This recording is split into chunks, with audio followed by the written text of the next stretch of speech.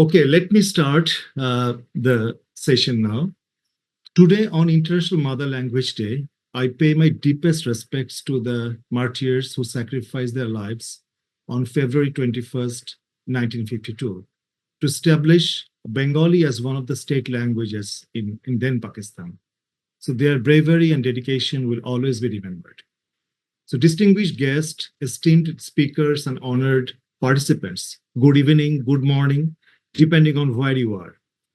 And a very warm welcome to the 8th SANEM Annual Economist Conference, what we call SAEC 2025. So it is truly an honor to speak before such a distinguished gathering of researchers, academics, policymakers, and development practitioners, all committed to advancing economic and political discourse in South Asia and beyond. So since its inception in 2016, so this SANEM Annual Economist Conference, or SAEC, has emerged as a critical platform for fostering rigorous academic dialogue and facilitating knowledge exchange on pressing economic and political challenges. Each year, we witness thought-provoking discussions, insightful research presentations, and impactful policy debates. And this year is no exception. With the theme, Restoring Stability in the Economic and Political Landscapes, Navigating Fragility to Resilience, we seek to explore pathways towards stability and sustainable development in a rapidly evolving global landscape. So today we have the privilege of inaugurating the conference keynote session with a compelling keynote address on implications of geoeconomic fragmentation for South Asia by Dr. Francisca Onsorg, the World Bank's chief economist for the South Asia region. We're also honored to have three distinguished discussants. Dr. Shanta Devarajan from Georgetown University, professor of the practice of international development at that same university, Edmund A. Walsh School of Foreign Service. Dr. Debapriya Bhattacharya, distinguished fellow at the Center for Policy Dialogue in Bangladesh, and Dr. Deepak Misra, he's the director and chief executive of the Indian Council for Research and International Economic Relations, ICRIER, New Delhi, India. I'm quite sure their insights will undoubtedly enrich our understanding of the complex geoeconomic shifts shaping our region. So this year's conference features an impressive lineup of 80 research papers across 20 breakout sessions, alongside 6 thematic plenary sessions. We are grateful for the invaluable support and partnership of the ILO, International Food Policy Research Institute, UNDP, and DFAT in making this event possible. So the diverse range of topics being explored, from macroeconomic stability to trade, industrial diversification, food security, social protection, gender economics, and climate change, reflects the multifaceted challenges and opportunities we face today. Notably, our conference brings together research contributions from across the region. So we'll have 44 papers from Bangladesh, 18 from India, 7 from Sri Lanka, 6 from Nepal, and 5 from outside South Asia. So this rich diversity of perspectives is what makes our conference such a unique and dynamic forum for intellectual exchange. So as we embark on these important discussions over the next 3 days, I encourage each of you to engage fully, challenge conventional wisdom, and collaborate in ways that can shape meaningful policy actions. A few housekeeping notes. So I have a plan for the session as follows. Dr. Francisco will speak for around 35 minutes, and then we'll hear discussion from the 3 distinguished panelists. Each will speak for 15 minutes. After that, we'll have 25 to 30 minutes for Q&As. And to ensure a smooth and engaging discussion, we kindly request all participants to keep their microphones muted throughout the session. If you'd like to make a comment or ask a question, please write it in the chat box, and you can mention to whom you are asking the question. So the panelists will address selected questions during the discussion. And we appreciate your cooperation and look forward to an insightful session. So once again, welcome to SAEC 2025. Let us make this conference a memorable and impactful one. And with this, I now welcome Dr. Francisca to deliver the conference keynote address. Over to you, Dr. Francisca. Thank you, Selim. Chair. Thank you. Good evening, I suppose. It is a pleasure to be with you today. I know you've had a long day, so I hope I'll keep my remarks to well within 35 minutes, and I hope I can engage you even at this late hour. Selim mentioned that there are a lot of geopolitical shifts happening. What does that mean for economics? That is the question that this whole new field of geoeconomic fragmentation looks at. And I will examine the implications of global geoeconomic fragmentation for South Asia in particular in the next 35 minutes. I go through 3 questions. How much geoeconomic fragmentation do we see already? How much is the global economy fragmenting already along geopolitical lines? The second question is, how are emerging markets and developing economies, this acronym EMDEs here, responding already? Do we already see some shifts? And finally, what does it mean for South Asia specifically among the emerging markets and developing economies? So first, how much geoeconomic fragmentation is already happening? Well, before we can answer that, we need to measure. We need to measure geopolitical fragmentation before we can look at the economics of it. And there, our social scientists colleagues have done us a big favor. They found a way of they found a measure of geopolitical stance. And the way they do it is that they look at all the UN votes and collapse differences or collapse the yes and no responses of governments to all these hundreds of UN votes every year into a single measure of geopolitical stance. And that's what you see here in the chart on the left. It shows you the distribution of geopolitical stances by country. So if we see very clearly the US, for example, is by construction on the right. Yeah, everything is because of the research question that triggered this research program. It's the US is kind of the benchmark in this whole literature. So by construction, the US is on the far side, on the right. And then everyone else is compared, the geopolitical stance of everyone else is kind of compared to the US. You can see China, for example, is fairly to the left. But China is actually not alone. As it turns out, most emerging markets and developing economies are geopolitically much closer to China than they are to the US. That's the red line here. It's just a distribution of geopolitical stances of countries by geopolitical stance. So the bulk of emerging markets and developing economies, that red hump here, that means that most emerging markets and developing economies are voting at the UN, just like China, very close to China. Advanced economies, the blue line here, most of those vote somewhere in between. They don't vote with the US necessarily. Very few of them always vote with the US. Most of them are somewhere between emerging markets and developing economies and the US. So that's just a snapshot of the latest voting patterns, the latest where you can get this data. We'll have to update it when that new data comes out. But notice already after Russia's invasion of Ukraine, so there is already a shift. And that shift is what's illustrated in the chart on the right. Now that drops all the advanced economies and it just looks at the geopolitical stances, the distribution of geopolitical stances for emerging markets and developing economies. US again is on the right by construction. China, you see, has shifted to the left since 2016. We use 2016 as our starting point, our initial condition, because that is really when that whole debate started, when that whole geopolitically, all these political tensions started, and this rift between especially the United States and China began opening. You can see how at least in this data set and by this measure, China's geopolitical stance has moved somewhat to the left from where it was in 2016, at least the UN voting patterns. Whereas most emerging markets have shifted somewhere to the right.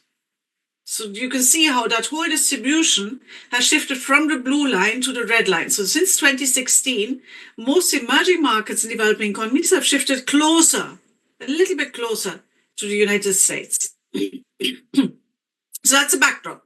That's what Selim meant with shifting geopolitics. That is what this captures, a shift in geopolitics. Now, what does that mean for the economics?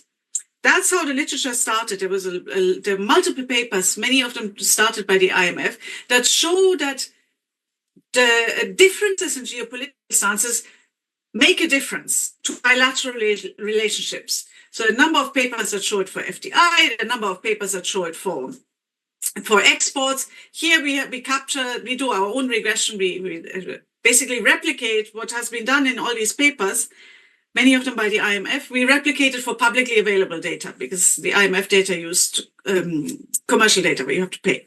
This is just using publicly available data. And it shows that, for example, total exports, a 1 point difference, widening of the gap between country A's political stance and country B's political stance, lowers exports or trade between the two countries by a little bit, statistically significantly, but not much, economically. It lowers it a lot for capital goods by 0.2%, and it lowers it also much more for intermediate goods.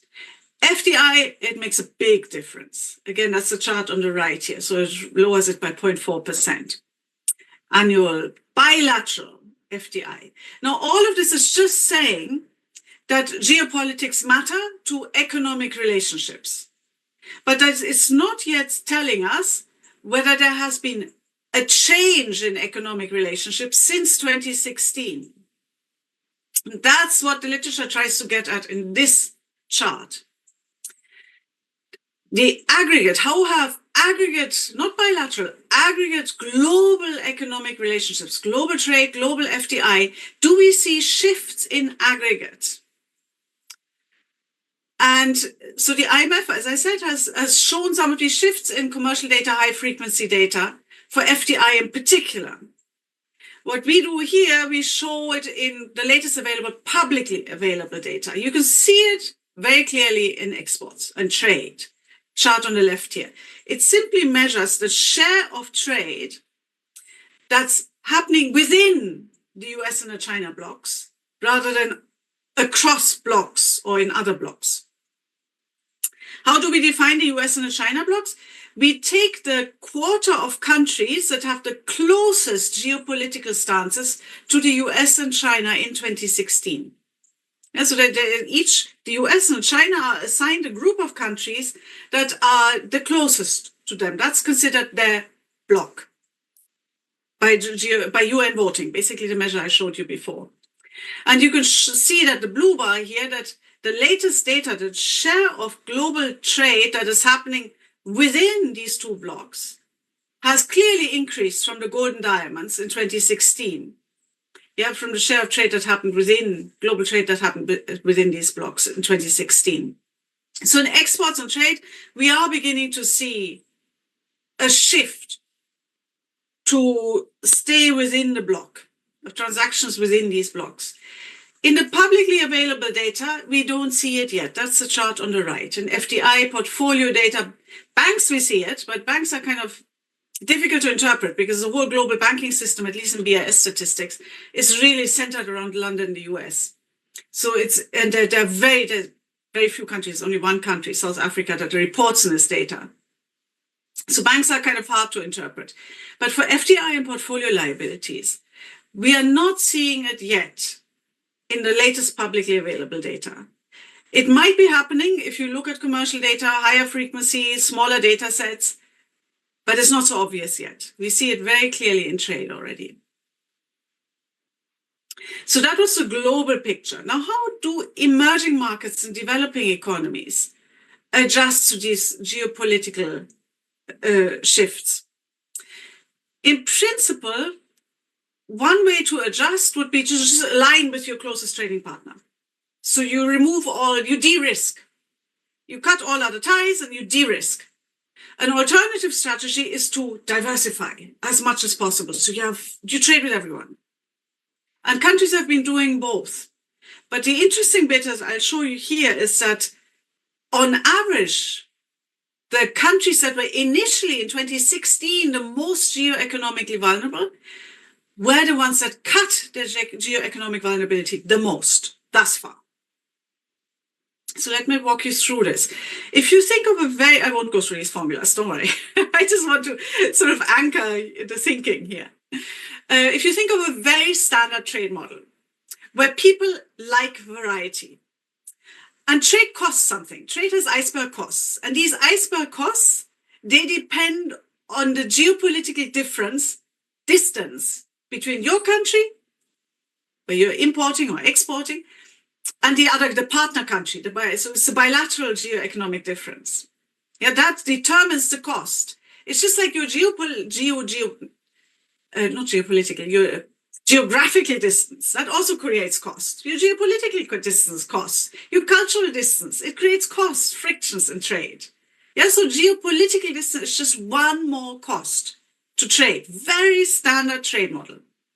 And the reason you have trade at all is because people like variety. So if you just solve that very standard model, you find that the impact of geopolitical distance, which is the first equation here, depends on vulnerability and diversification. So it depends on this. Consumption stands here as a proxy for income, welfare, but the impact on consumption or income or welfare depends on GeoV, which is our index of geoeconomic vulnerability, and GeoC, which is our index of geoeconomic connectedness. The concepts are very, very simple. GeoV, vulnerability, is simply the average distance, geopolitical distance to all your trading partners. Just how close are you on average to geopolitically to all your trading partners? That's GeoV, that's the vulnerability. If you're very far, you're very vulnerable that they change their mind and suddenly cut off your trade. If you're very close, you're not vulnerable because you agree with them on everything. Yeah, so that's the vulnerability, geoeconomic vulnerability, GeoV. The second concept is connectedness. You could also call it diversification, but not random diversification in any odd way. It's a specific diversification. It's a diversification in your trade across a geopolitical spectrum, or the diversification in your FDI sources across a geopolitical spectrum. So it's a very specific type of diversification. And to be technical, it's a standard deviation of the geopolitical distances, but weighted by your trade ties or your FDI inflows or your portfolio inflows, weighted by your economic bilateral links. Yeah, so that's what we mean with vulnerability and connectedness, geoeconomic vulnerability and geoeconomic connectedness. What does it look like? Just to give you an intuitive sense of this vulnerability and connectedness. In the chart on the left, we show you geoeconomic vulnerability. And in the chart on the right, we show you connectedness, this idea of diversification in the specific sense, diversification across geopolitics of your trading partners or FDI sources. Red lines are the emerging markets, blue lines are advanced economies, the advanced economy average. And you can see right away here, emerging markets and developing economies are much more vulnerable in all their economic ties. Exports, FDI, portfolio investment, bank ties. Emerging markets and developing economies are much more vulnerable than advanced economies because they vote as a group. Pretty much all the voting partners are very similar at the UN, so geopolitics are not that different.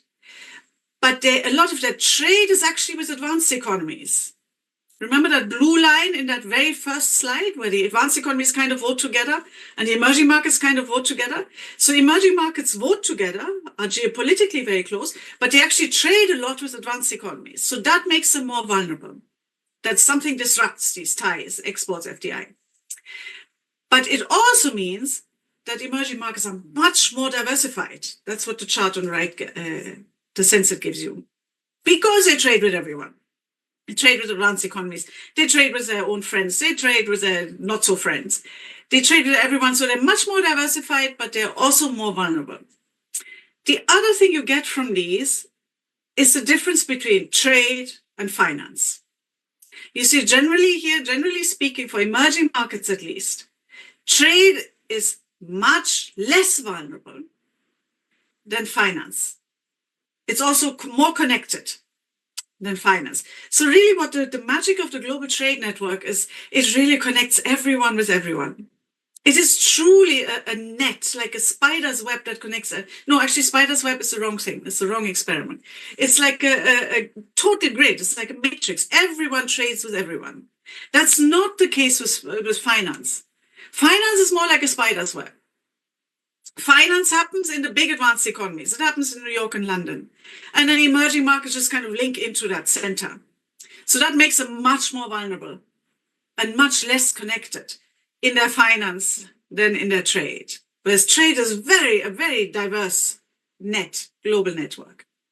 So that just gives you an idea of what our current landscape is in terms of vulnerability and connectedness. I skipped this in the interest of time. Now I want to talk one more time about what have countries actually done since 2016 when this whole debate started. And each of these bars you have to think of as summarizing a scatter plot. So what each of these bars does, it gives you a correlation between the initial vulnerability and the change in the vulnerability since 2016.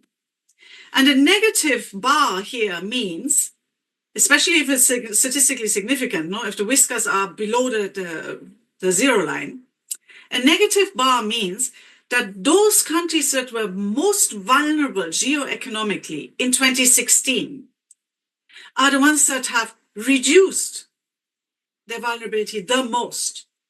So you see that for exports, all types of exports, for FDI as well, it's those countries that were initially the most vulnerable that have lowered their vulnerability the most. These guys have de-risked.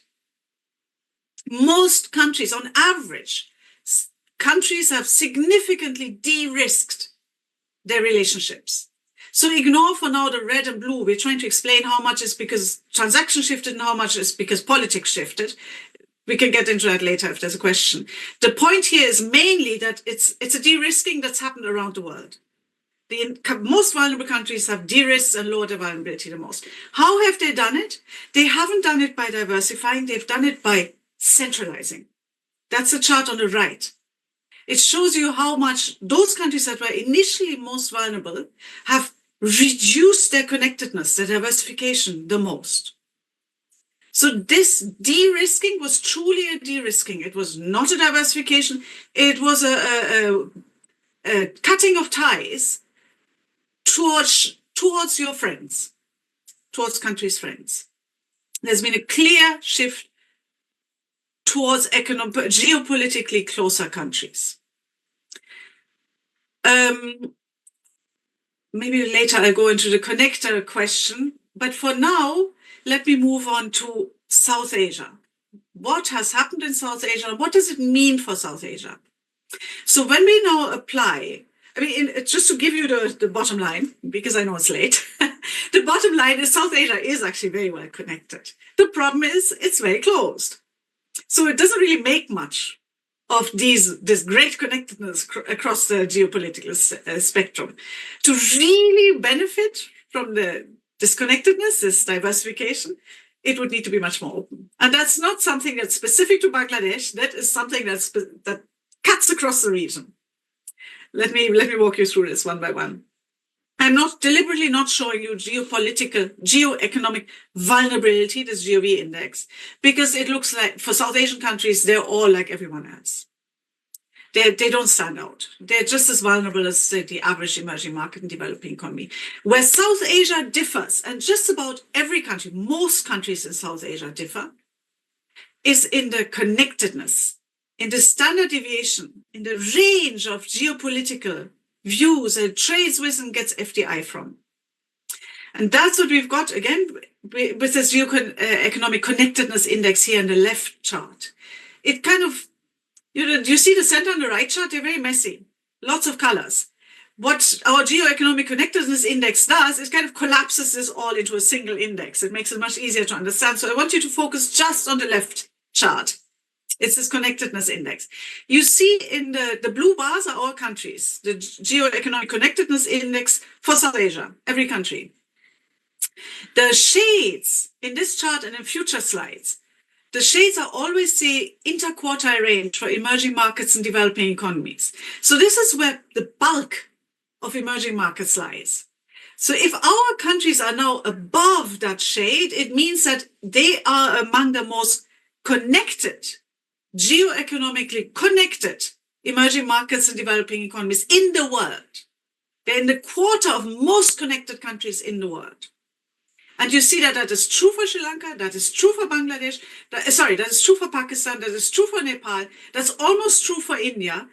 Bangladesh, it's closer, it's somewhere in the middle, but it's near the top. So really all of our countries in South Asia stand out by being much more geoeconomically connected in trade, which is this chart here, in exports, than the vast majority of emerging markets and developing economies. And even Bangladesh is above the median. This region trades with everyone. It trades with China, it trades with Europe, Bangladesh trades with Europe, India trades with the US, it trades with Russia, it trades with everyone. It's incredibly geoeconomically connected. That is true for trade, that's also true for FDI. So here you see the same thing for FDI. It shows you the geoeconomic connectedness index, and you see Bangladesh, India, Sri Lanka, Pakistan, they are all among the most connected emerging markets and developing economies in terms of their FDI sources, FDI inflows. They get FDI from everyone. Yeah, they get FDI from the Gulf, they get FDI from China, they get FDI from the US, from Europe, they get FDI from everywhere. They are very geoeconomically connected, not just in their exports, but also in their FDI, which you would think would be a great opportunity in the current environment, where this is reshuffling of global supply chains to try to diversify. Some call it the China plus one strategy, but just in general, this attempt to diversify global supply chains. In principle, South Asia would be beautifully placed to take advantage of it because it's already got these links. The catch is here. The catch is here in this slide. In principle, it's got these links, but they're very small. It's just that this region is unfortunately so very, very closed. It could do so much more with this diversification if it was just more open. So here we show you the trade to GDP ratio, such a simple indicator of openness. And yet look how far all our countries are. They're the bottom, the least open quartile of emerging markets and developing economies in the world. And it used to be not so much the case in services exports, like tourism here, for example, on the right. The left is goods. On the right, we have one indicator of services exports. It used to be not the case for services export, but since the pandemic, unfortunately, it's also been the case for services exports. But the best measure we could find, it's hard to measure here. It's really close. Unfortunately, the region is really close. And that's not just true for exports, that's also true for FDI. I know that all the governments in the region are trying to attract FDI, but it's very difficult to attract FDI if you're not open to trade. Because FDI comes with trade. It rests on trade. So unfortunately here again, FDI inflows since the pandemic have been almost everywhere, in the bottom quartile or almost in the bottom quartile. I mean, even India here is far below the median. Portfolio inflows, they vary widely. So there our region doesn't stand out so much. But in FDI inflows, what the authorities are trying to attract is very low. And in part that's geography, but another part is politics. It's also politics. And that's what we're trying to capture here with tariffs on the left and one measure of openness of the capital account on the right, or FDI restrictions on the right. So you can see how all our countries, almost all our countries, have tariffs that are well above the median, and several, India, Bangladesh, Nepal, even have them in the top quartile of emerging markets and developing economies. This is deliberate policy to restrict trade. And if you include these para-tariffs, which seem to be common in the region, it's much more. I mean, then even Pakistan and Sri Lanka are in the top quartile. It's deliberate policy to restrict trade. And it makes it hard to get FDI. Then the chart on the right, it's very hard to get a measure of FDI openness. But here is one from the EIU. And all our countries are well below the median in terms of foreign currency, the openness to the trade and FX regime. if not in the bottom quartile. Bangladesh, for example, is in the bottom quartile of countries by openness in the FX regime. Now, some of it is targeted within the region. And this is the slide to show you within region trade. The policies directed at within the region, the region really stands out in how, not just how little within region trade there is, but how much policies do not favor within region trade. So in the chart on the left, for example, we compare SAEC, which is kind of South Asia region, with all these other regional trade agreements. All other regional trade agreements, they really favor within the region. They give lower tariffs. The bars here in the left chart. Much lower tariffs within the region than outside the region. Not so much for SAARC. There's not that much of a difference in South Asia between within region tariffs and outside the region tariffs. They really do not favor the region much. For non-tariff barriers, it's even more obvious. I mean, really, there's no difference between non-tariff barriers within the region and outside the region. Compare that to other regional agreements like CARICOM, like Mercosur, like ECOWAS, like EU, like NAFTA. There's a big difference in non-tariff barriers within the region, outside the region, not in South Asia. And if anything has gotten worse, so that's the chart on the right here that shows you how the non-tariff barriers within the region have increased. So it's become more difficult to trade within the region. Tariffs are harder to compare. But the problem, of course, one point, I mean, just fixing within region trade is not going to give you much, because within region trade is important, but it's never as important as outside the regional trade. That's what the point of this slide is. It shows you exports and it shows you FDI inflows, essentially. Receipts, FDI liabilities to others, which means the result of inflows. The blue bars are always the share of every region's trade outside the region, and the red ones are inside the region. And in all regions, within region trade is a smaller part of trade. It's really about overall openness. Yeah, being able to attract FDI and to really make the best of South Asia's diversification. You need just broader trade openness. But yes, the red bar for South Asia shows you it really does stand out for being particularly low within region trade. But so is the whole bar, so is the blue bar as well. It is just a very closed region. So to let me summarize, first, how much geoeconomic fragmentation is already happening? I mean, it's very clear that geopolitical distances do weigh on bilateral trade and FDI relationships. That's been widely shown in the literature, regardless of the data set. The only difference might be in bank claims, because there's really no option. The global financial system, at least the way we measure it with these BIS data, is just a centralized system. But in all the other relationships, geopolitical distance really does weigh on bilateral ties. But in aggregate, not bilateral, but whether in aggregate there has actually been already a shift, a consolidation into blocks, there the evidence is less obvious. It's clearer in trade. It's less clear in FDI. Some of these smaller data sets suggested in FDI that are more up to date, but there is not so clear yet in FDI and portfolio investments. Now, how have emerging markets and developing economies responded to geoeconomic fragmentation? In principle, they could have diversified or de-risked. You're cutting ties and just trading and interacting with friends. What happens in practice since 2016 is that they seem to have de-risked. Their vulnerability, those that were most vulnerable to begin with in 2016 are the ones that have reduced their vulnerabilities the most, and they have done it in a way to reduce their diversification, to sort of look inwards, look towards the friends. Now, South Asia in particular would be very well placed to take advantage of the shifting global landscape of supply chains, because it has the ties already. It's incredibly diversified, much more than the vast majority of emerging markets and developing economies. It's much more diversified in both its trade and its FDI links. it's much more diversified than the bulk of emerging markets, developing economies. The problem is the pie is so small. Yes, the pie is chopped into lots of little pieces, but the pie is just very, very small. There's just very little trade and FDI to begin with.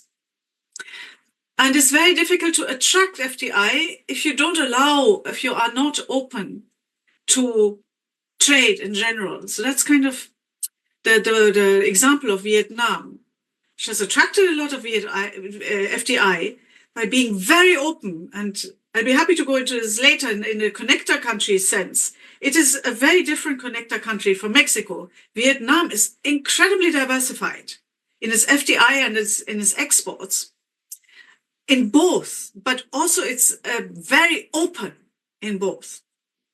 Mexico is a very different kind of connector country. It's very, very geared towards the US. Takes a lot of FDI from Europe and a lot of exports to the US. So it's a much less diversified kind of connector country.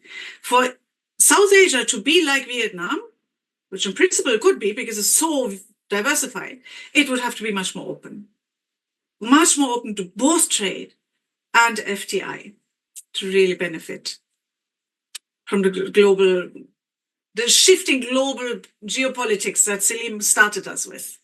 And with that, of course, I invite you to have a look at the detailed analysis in our report. But thank you very much. I look very much forward to the discussions. Thank you, Dr. Francisca. I think it was a fascinating presentation, and especially the way you covered so many, interesting and emerging issues. I'm quite sure our three distinguished panelists will, address some of these issues and probably add some of their own perspective too. So I start with Professor Shanta Devarajan. Over to you, Professor Devarajan. Okay. Well, thank you very much. It's a pleasure to be here, and thank you very much, Francisca, for a really brilliant presentation. I must say, when I first heard about the topic, I was trying to even figure out, why is this relevant for a South Asia conference? And then I read the paper, which helped me get a better sense of it. But then this presentation was just really masterful. So congratulations to Shaker and you for this work. I think the point that's on everybody's mind, and certainly listening to you, and I see that Ahmed Hassan has weighed in already on this, is, how is the geopolitical landscape changing in the light of events of the last 2 weeks? The traditional U.S.-China differences that you used in your 2024 paper may be actually shifting. So we may need a 2025 paper that categorizes the new set of geopolitical poles that are emerging. Maybe U.S. and Russia on one side, China on the other, and possibly even the Middle East as another pole.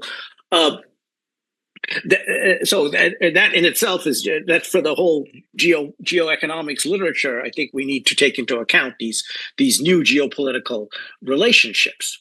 That said, I think the most interesting contribution that this paper makes, as well as I think this conference can add, is to figure out what South Asian countries should do in light of the geopolitical fragmentation and the geoeconomic fragmentation. And that's what this paper provides, a very, very valuable empirical base to guide us in what countries should do.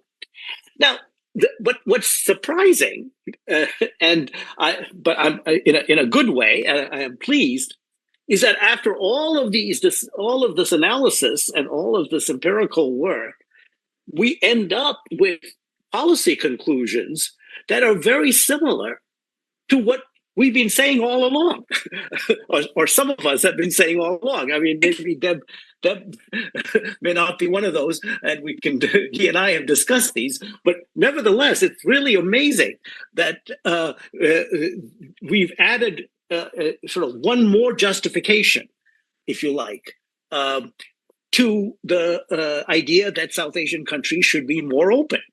They should reduce trade barriers, both between each other and with the rest of the world, especially with the rest of the world.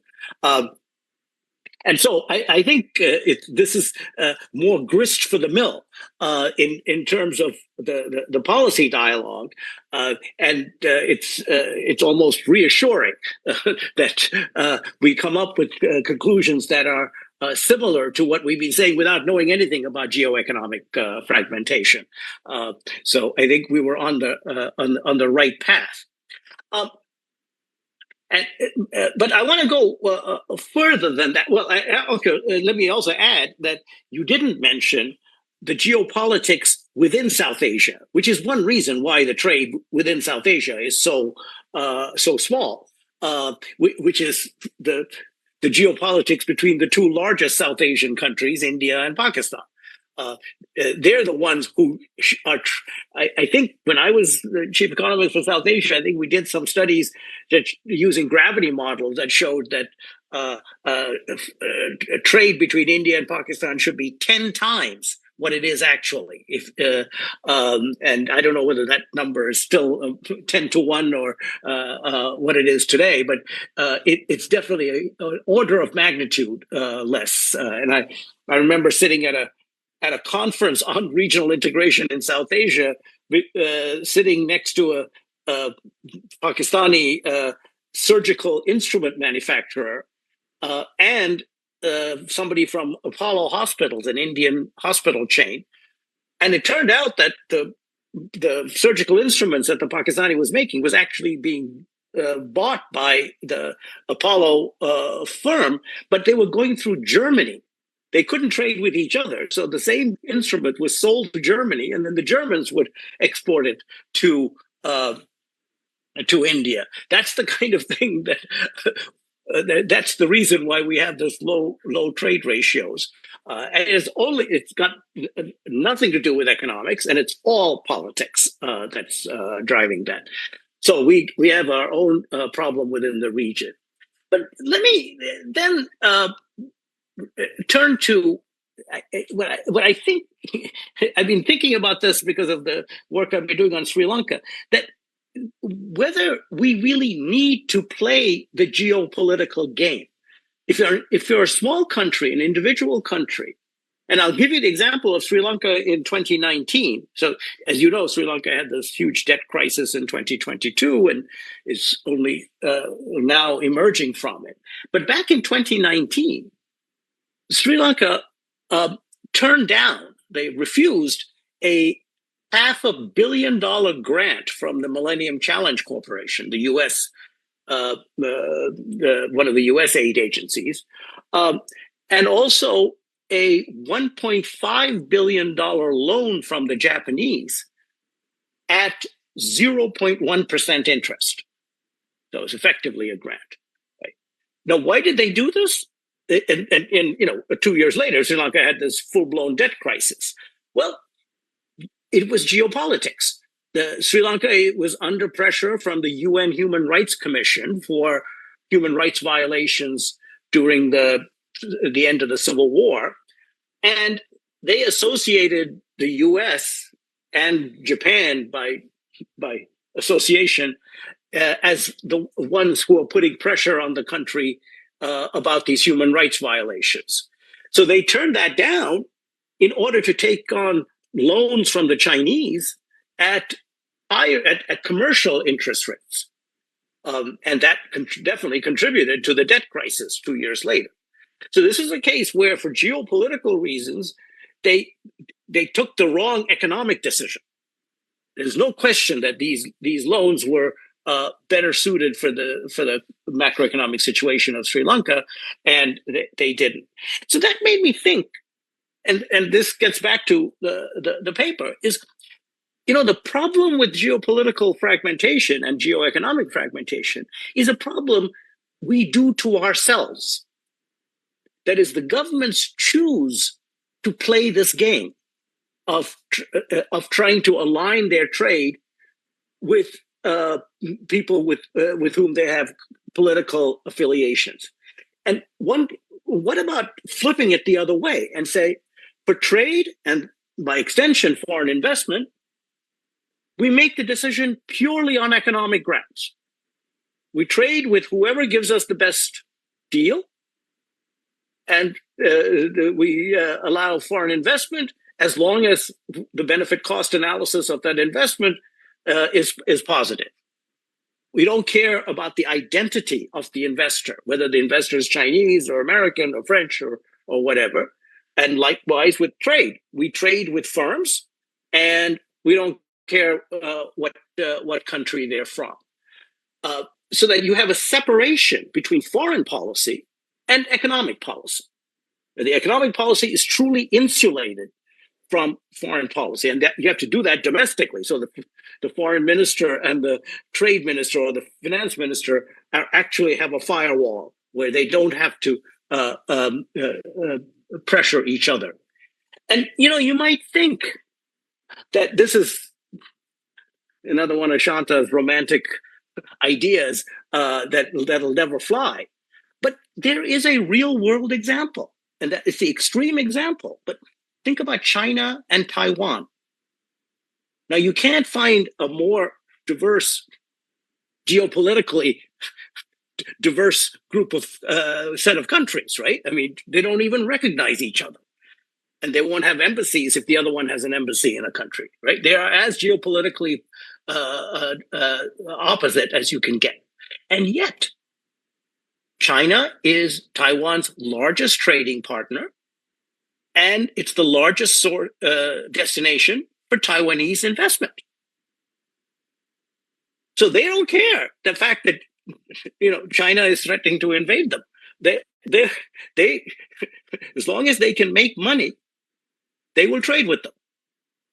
So if China and Taiwan can do it, for heaven's sake, our small South Asian countries can do it too, which is just trade with whoever makes sense on economic grounds, and leave the foreign policy discussions to the foreign minister and to the ambassadors. So I'm proposing that we actually de-link the geopolitics from the geoeconomics and bring economics back into geoeconomics. Thanks. Thank you so much, Professor Devarajan. Your point towards the end, especially how do you de-link? I think it's definitely very interesting proposition, but I think the major challenge is how do you do that? Given your historical kind of records, and we are actually in many cases sufferer of history, the past records. And I think this will be very, I'm already seeing many are actually our participants, they are putting comments or questions, and I'm hopeful that they will also add some more questions. We'll get back to you and other panelists during the Q&A session. Thank you again. Over to you, Dr. Deepak Mishra. Your turn now. Yeah, thank you. Thank you, Dr. Raihan. This is a real pleasure to be here. This is a fascinating topic, and thanks for inviting me to be part of this. As a discussant, I could normally I would disagree and find holes in the paper, or I would agree with the paper and reinforce the argument. I'm going to do both of it in some sense. I'm going to agree in spirit, but not in letters. And I'll explain what. So I'll make 5 points as I go through the presentation. I'll try to be less than 10 minutes. So the first is, how good are we in measuring geoeconomic fragmentation and geopolitical fragmentation? In a sense, does UN vote actually is a good proxy for the fragmentation that exists? And many of us who worked in multilateral organizations, we used to see the way member countries vote and all that. So I have often had this interesting conversation with many of those people who have the authority to vote for the country, saying, why do you vote in the way that you vote? And especially, let's say, with the Indian representing the World Bank. And often you hear is we vote not because we are geopolitically aligned, and India and China, let's say, are very different, and the relationship has waxed and waned over years. But if you look at the UN vote, they're very similar. Consistently over the last 40 years, the India and China would have voted very similarly. Even the relationship, with despite war, conflicts, only in last few years there has been a little bit of differences, but you can't really put a daylight into the relationship if you go through the UN. So I asked, why is that the case? And the response you hear is that the developing countries vote together not because they are geopolitically aligned, but they actually have a lot of issues which are so common to them, which unites them. So, they are all recipient of aid from this. So there is a crediting nation, there's a borrowing nation. They are all recipient of technology. Technology, get discovered, invented in the global north, and it gets sold in global south. So we all receive it.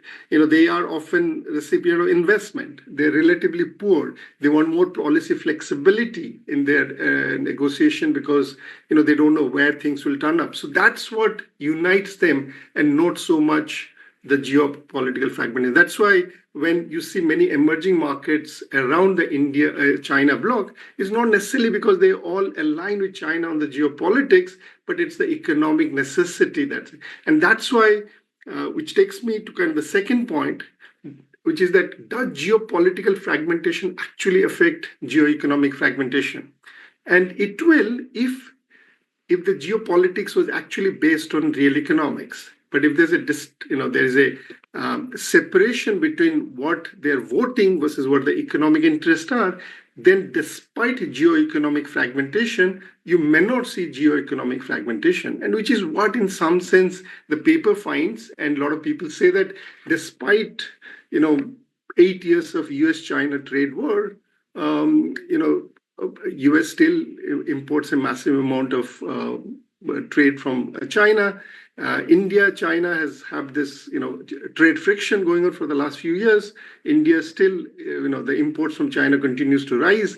So the political fragmentation is yet to affect the economic fragmentation. And I think Shanta talked about the example of China, Taiwan. I spent all my life in East Asia. In East Asia, every country has a border conflict with China. So the -9 line that you have, so Philippines and China, Vietnam and China, Korea and China, Japan and China.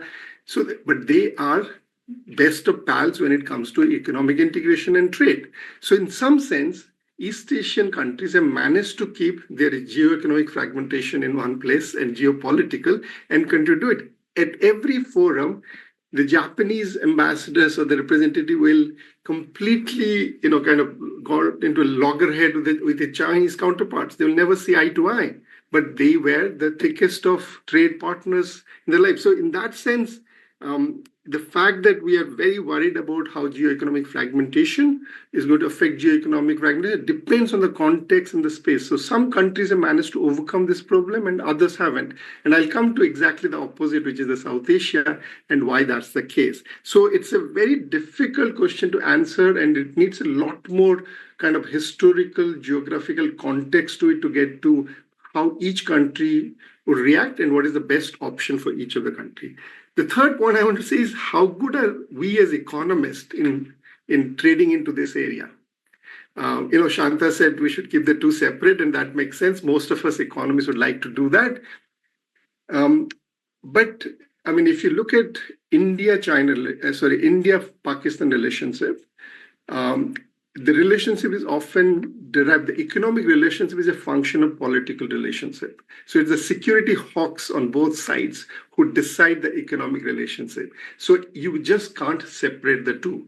In fact, I feel the more and more I spend time in Delhi and kind of understand the politics and economics better, you realize that the economists might be losing the battle, but they might be winning the battle in arguing that we can keep the economic together, but they're losing the war. In the sense, the India-Pakistan example is a good example, Shanta, that we all have worked on these two countries for several years, and we've all championed the reason why they should be trading much more closely and more intensively. But what you have seen on reality is they've separated more and more. So whether the economists like it or not, the geopolitics has trumped geoeconomics in the South Asian context. And it's very hard to depoliticize, even if for us as a technocrat, the solution is to let's keep the two separate, because then you can maximize your economic outcome and let the politician do whatever they like, and it's good for them. But unfortunately, there's such a tight link in some of these countries, and that's how the South Asia is actually completely opposite to the East Asia. And so let me come to the South Asia example, which is my fourth point, that in South Asia, unlike East Asia, the geopolitics have been a very dominant factor in many economic decisions. In fact, what I feel is what the world is today living through is what we've all lived through in South Asia for a very long time. In the sense, the lot of the economic relationship with the neighbors have often been fractured and influenced by what's happening in the politics. So South Asia is a very good counterexample to East Asia, where they have managed to keep the Shanta's way to say it, which is that they have been very good in depoliticizing their economic relationships. So the politics happens in their place, economics happens, and wonderful. Both, it's a win-win. In South Asia, we've been terrible in doing it. We have kind of mixed the two. And in the process, South Asia has obviously lost out. But that doesn't mean that the economist, will win the argument. Because, at least in South Asian context, we've continuously, despite the fact you see what's happening on the East, there is no learning, there is no internalization. And we can, so if you draw a picture of the geoeconomic fragmentation on y-axis and geopolitical fragmentation on an x-axis, you'll get a downward sloping relationship within South Asia, and you'll get an upward sloping line in East Asia. In the sense, one is affecting the other negatively, but in another case, they're invariant to each other. And so that is why I feel that a lot of this analysis have to be very contextualized into the history, politics of the place, because each country is able to internalize it, differently than others. So let me come very quick to my last point. So what are the messages or what are the policy implications for South Asia? So I feel the first is, it's obvious that, South Asian policymakers need to be a lot more nimble and flexible in the policy making. They got to react to, because of the changing relationship that's happening on the geopolitics, you got to be a lot more agile.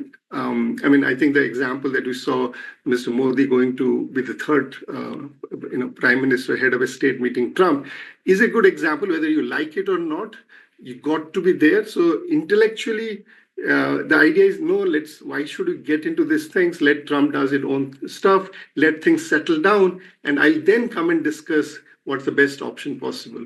But more entrepreneurial policy making today demands that rather than taking this chaos as something external to your economy, let it settle down, you got to be part of it. You got to be inside the tent, try to influence it. So I feel nimble, flexible policy making and a lot more entrepreneurial policy making and less intellectual policy making is the need of the hour. I think second is, I feel countries have to figure out a way to be more multi-aligned.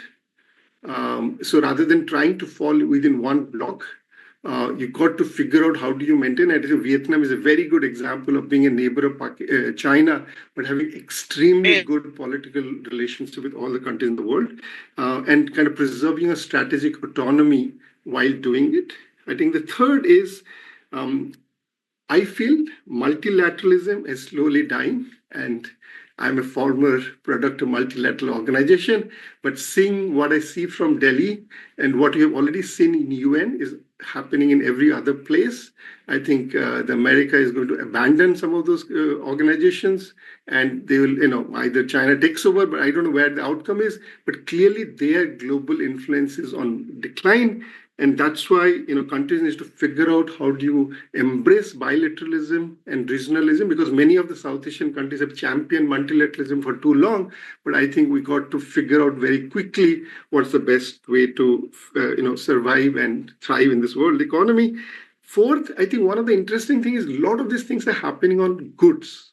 on the trade side, the objection, so whereas services has somehow been much harder to tax, much harder to restrict. And so I feel if you're thinking more sectorally, where are the real comparative advantage to grow in a geo-fragmented or geo-economically fragmented world, I think services is one way to go. Finally, I think the importance of domestic reform. I think we all know these are important, but this has certainly added more urgency. So things that policymakers could say, it's not super important, we can do it next year or deal with, I think has become way more important because the return to those is much more higher than now than before. So I would say South Asian politicians, there's a fire on their feet now, and they should actually act to it to be more flexible, more nimble, and take on a lot of the difficult domestic reform they have been avoiding for so long. Thank you.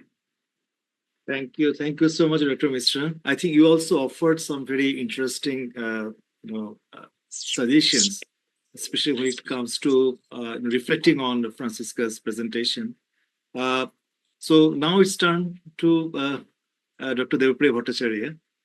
You have heard three speakers, and I'm not sure whether you come up with a new proposal, but we're very much eager to hear from you.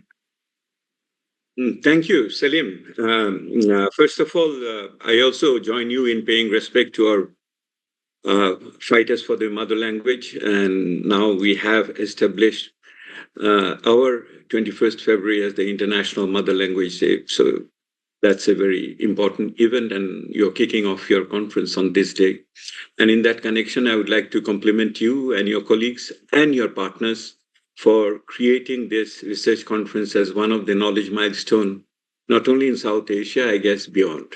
And I'm really honored and delighted to be invited into this session on that. I have read with great interest the original paper and also the presentation by Dr. Francisca. And as you know, the literature, if you have this whole what you call the new flavor of the month, or not month, I would say last 2 years or 3 years, because we go back to the IMF paper by IR in 2022, and then we have had the World Bank writing the paper on economic fragmentation and the future of multilateralism. The European Union did another substantive paper on the economic fragmentation and what it means for European Union. And now we are discussing South Asia. So I think we see in the last couple of years, the knowledge base on this particular issue is increasing. And I suspect that it will increase further. So I want to compliment Dr. Francisca for putting together such an unique or a very exciting paper with empirical evidence in her own way, as well as for selecting this subject for the inaugural discussion. So congratulations, Dr. Francisca, for that, for taking us one step forward on that. Now, I have a couple of observations regarding the model which you have used in terms of finding out the impact. My first point is that we are in a state of flux. It's a fluid situation. So when we say the impact, what is the feedback impact? How do you really capture that?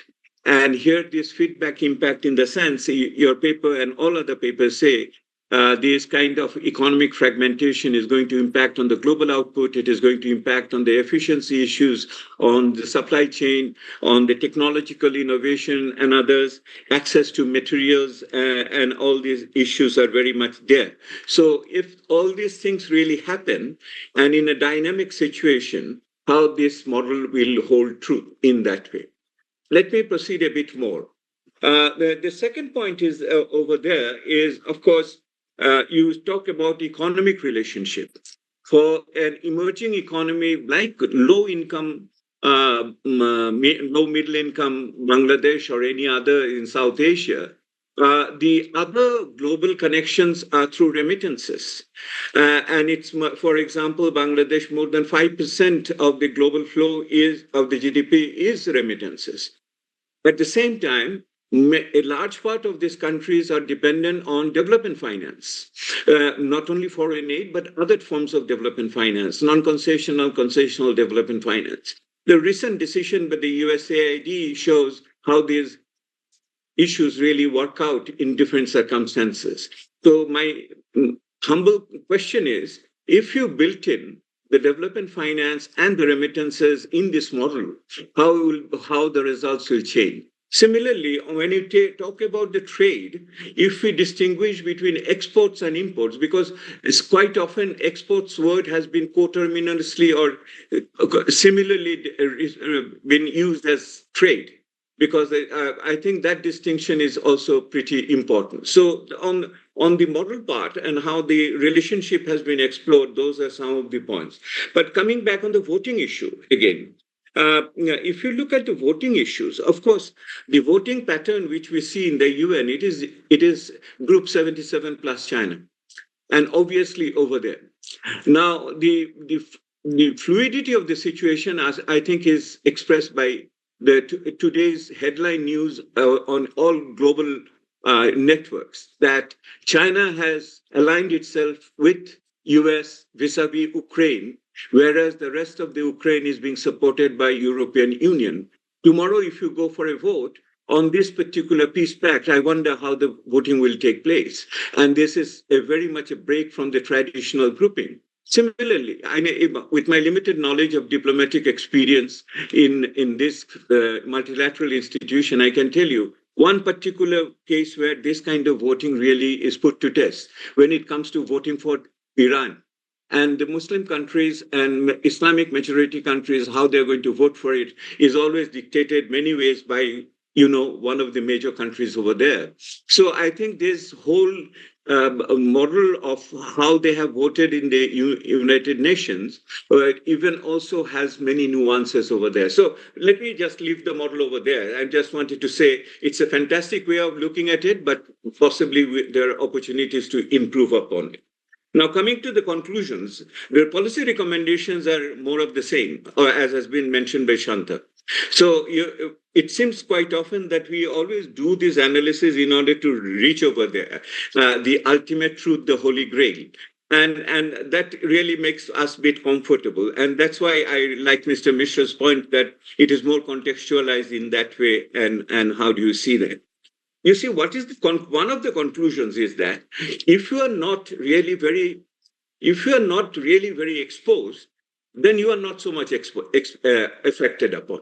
Your insularity, in many ways, although is your shield.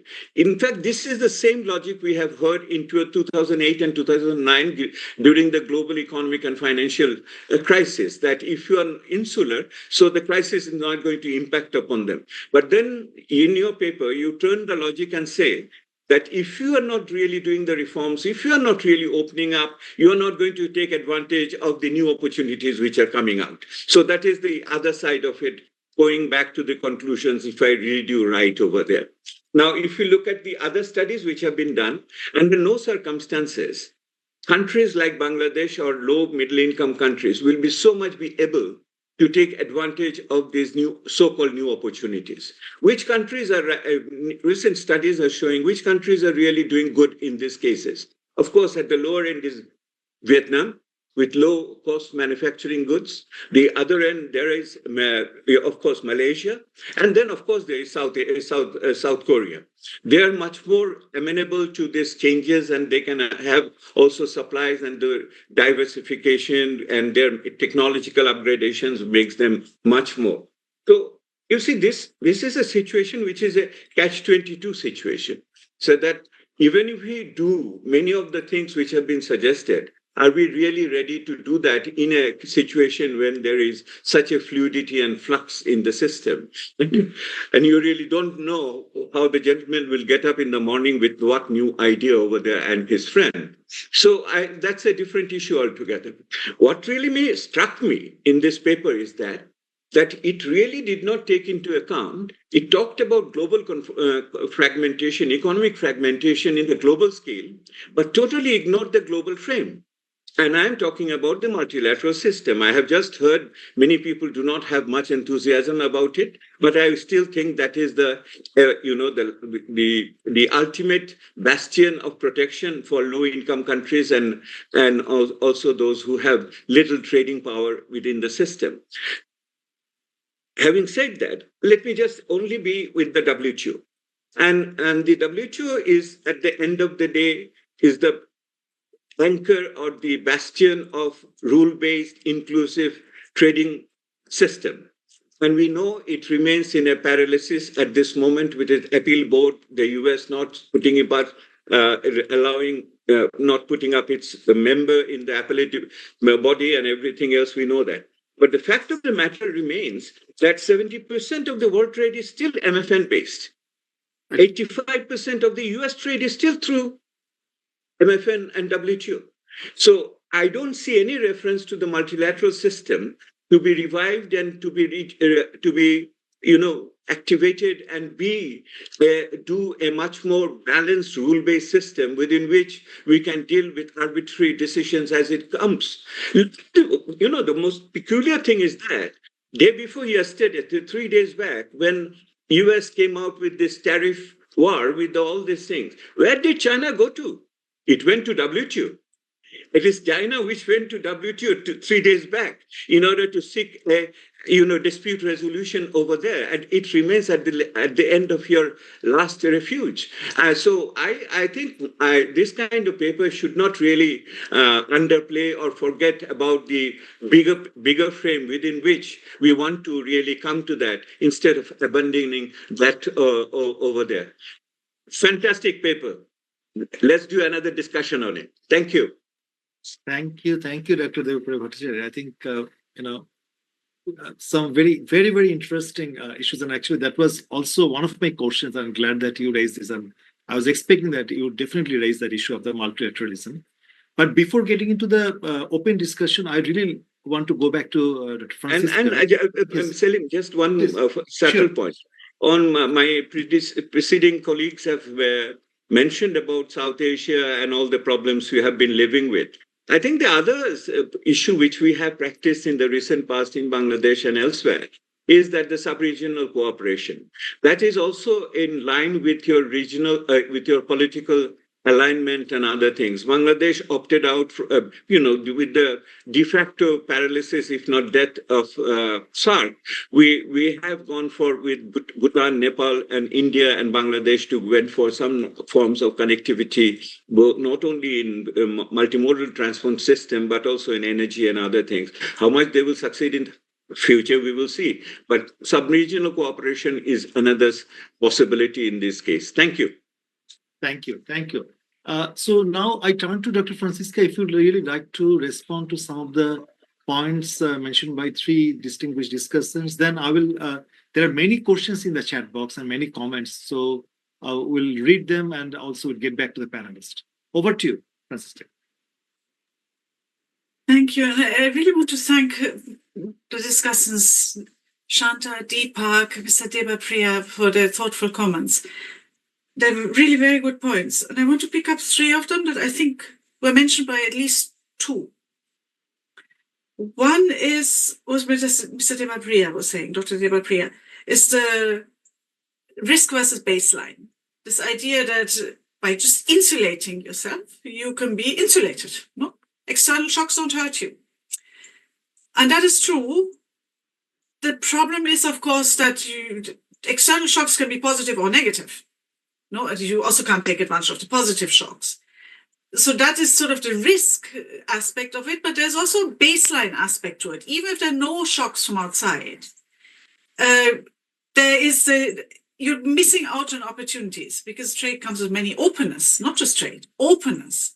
Comes with a lot of good things, a lot of competition. It comes with access to markets, access to increasing returns to scale, technologies, etc. So we would caution, and I think that's why economists always give the same recommendation: open. And that ties then to this idea that all three of you, I think, mentioned about this UN voting shifts. I mean, really. Our data ends at 23 and we'll update it to 24, of course, but really one should update it to February 25, right?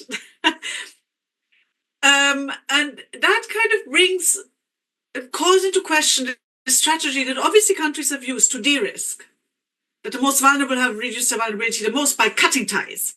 Maybe in hindsight, if these geopolitical shifts are so volatile. Maybe cutting ties was actually not the right thing to do. Maybe diversification would have been the better thing to do. Really broad-based diversification, because you never know who's your friend tomorrow. So it's an interesting aspect that I hadn't thought of before, that if the geopolitics are so volatile, the strategy probably needs to it's almost like a different model. You need a stochastic model where you have stochastic shocks on the on the geopolitics, and then you need to use a different strategy. The third thing that ties into the third thing, it links back to the risk versus baseline discussion. This openness, embracing openness to get a good baseline, a better baseline outlook, but also be able to take advantage of the positive external shock. It does exactly what Deepak mentioned. It's just an entry point. Trade openness by itself will just cause more problems than it solves if it doesn't come with other reforms. For example, revenues will be lost. South Asia is heavily reliant on trade revenues. If you suddenly cut all the tariffs, big fiscal problem. So it needs to come with all the fiscal reforms that all of these countries have the finance ministers have long had on the shelves. VAT reform, tax administration reform. No, it needs to come with that.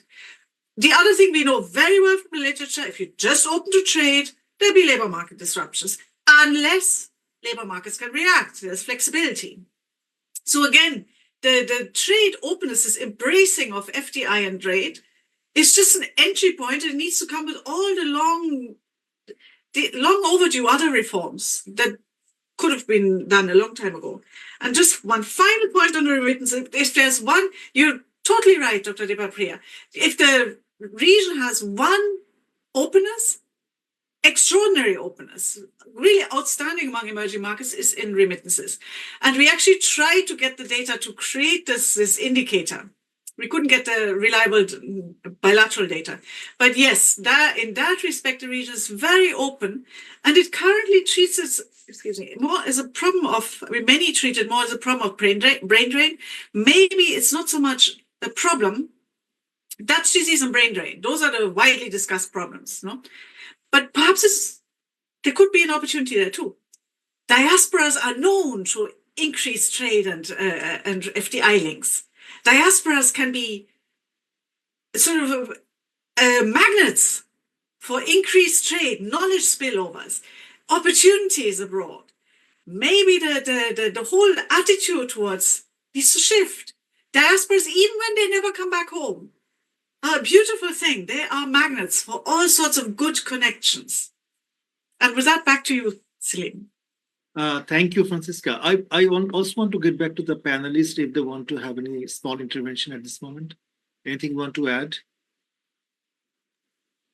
For the record, I want to clarify that I never wanted to undermine the need for reforms, structural reforms, and particularly reforms leading to labor productivity and also creating space for strategic foreign direct investment, and also pursuing strategic trade policy along with those lines on the based on changing competitive advantage.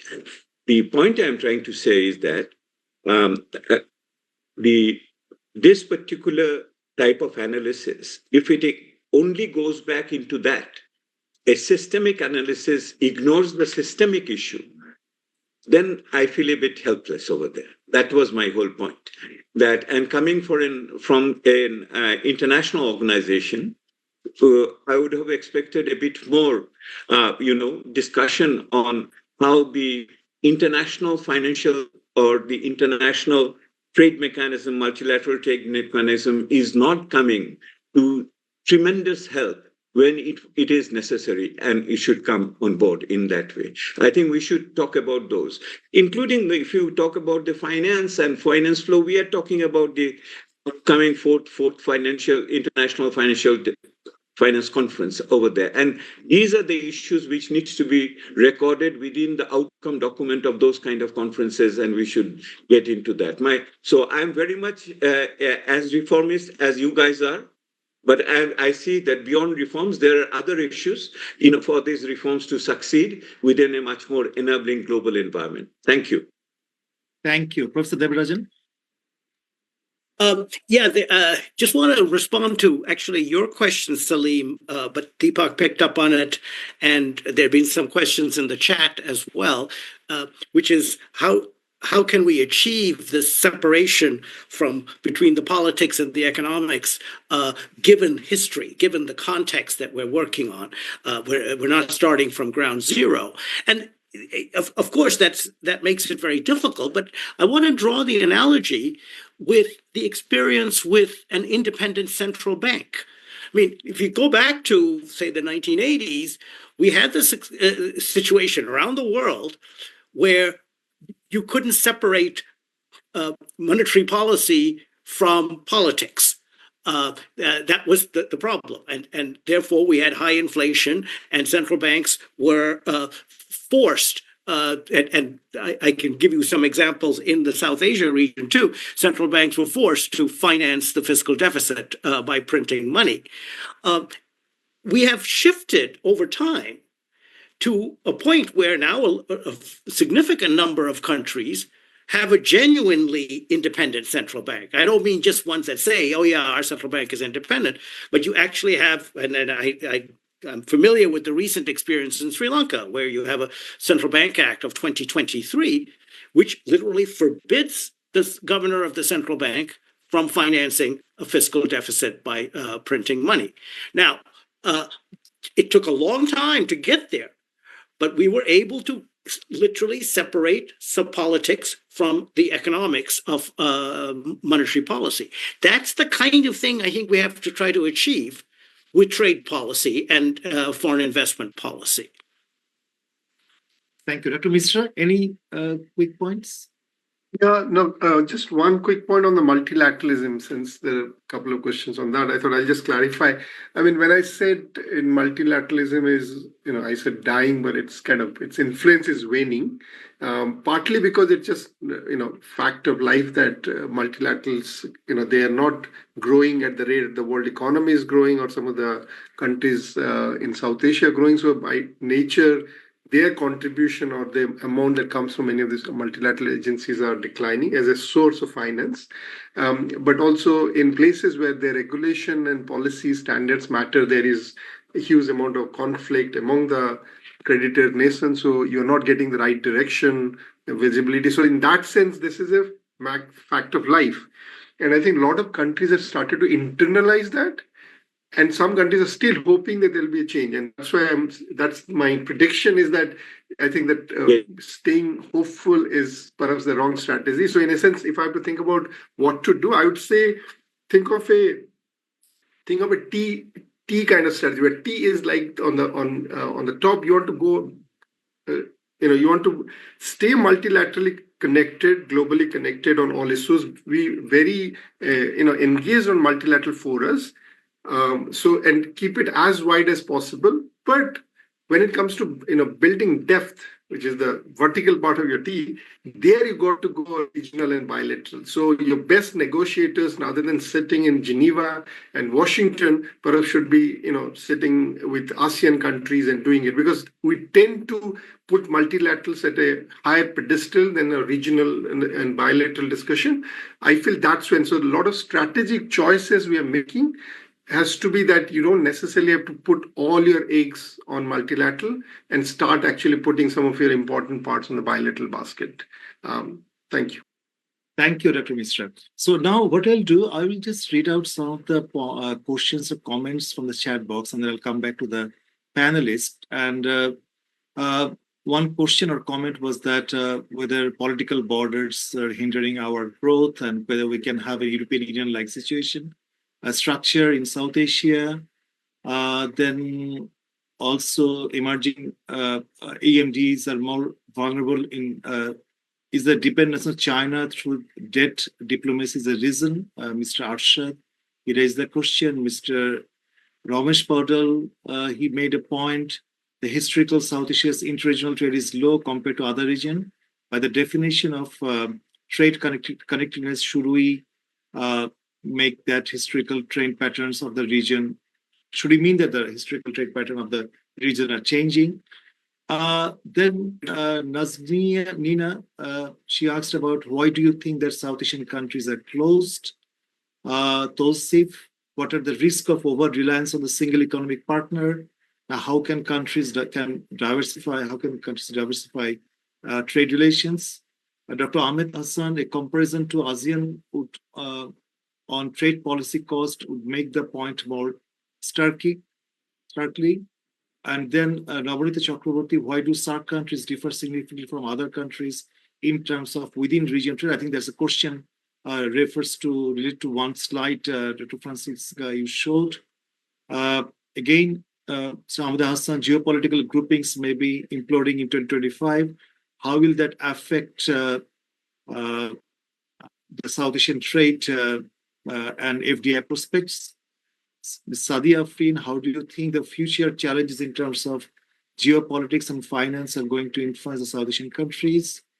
And then Kia, what policies might be helpful for SAARC to increase trade openness and why emerging markets are vulnerable despite they tend to commit diversifying exports? Dr. Shibli, I think Francisca he thanked. And again, a question from Navanita Chakraborty, how is the shift from globalization to realization affecting global trade patterns?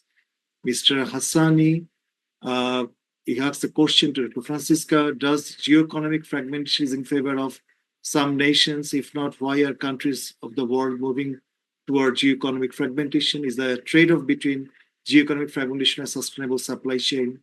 And so and so. Mr. Tarek, do you think policies of Trump administration will be different than the previous term? Professor Syed Hassan, 3 observations he made. 1, closer India-US relationship has moved the needle on geopolitics. 2nd, role of belt and roads in altering economic vulnerability. And 3rd, he said that his hunch is that a country like Bangladesh is left out of trade in intermediates by low human capital attainment. Mr. Kaiser, he said India, Pakistan are like ex-lovers going through a bad breakup. So I think that is something I said.